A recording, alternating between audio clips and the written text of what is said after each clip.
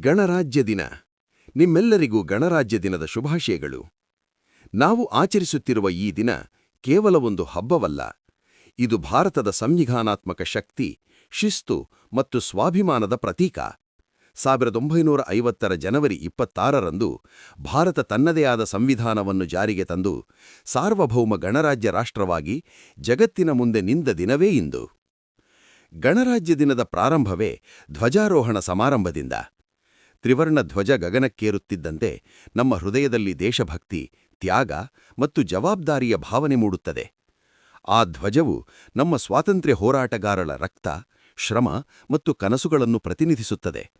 ರಾಷ್ಟ್ರಗೀತೆಯೊಂದಿಗೆ ನಿಂತಿರುವ ಪ್ರತಿಯೊಬ್ಬ ನಾಗರಿಕನೂ ನಾನು ಈ ದೇಶಕ್ಕೆ ಬದ್ಧನಾಗಿದ್ದೇನೆ ಎಂಬ ಪ್ರತಿಜ್ಞೆ ಮಾಡುತ್ತಾನೆ.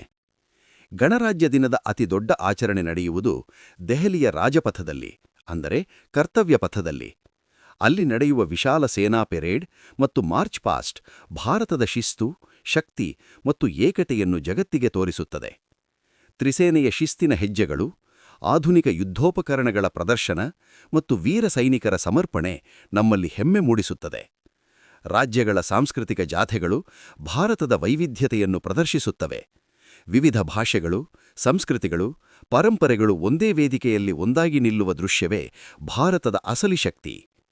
ಮಾನ್ಯ ರಾಷ್ಟ್ರಪತಿಯವರು ತ್ರಿವರ್ಣ ಧ್ವಜಕ್ಕೆ ವಂದನೆ ಸಲ್ಲಿಸುವುದು ಹಾಗೂ ರಾಷ್ಟ್ರಕ್ಕೆ ಸಂದೇಶ ನೀಡುವುದು ಇದು ಸಂವಿಧಾನ ಮತ್ತು ಪ್ರಜಾಪ್ರಭುತ್ವದ ಗೌರವದ ಸಂಕೇತ. ಸ್ನೇಹಿತರೆ, ಗಣರಾಜ್ಯ ದಿನ ನನಗೆ ಕೇವಲ ಸಂಭ್ರಮವಲ್ಲ, ಅದು ಆತ್ಮಪರಿಶೀಲನೆಯ ದಿನ.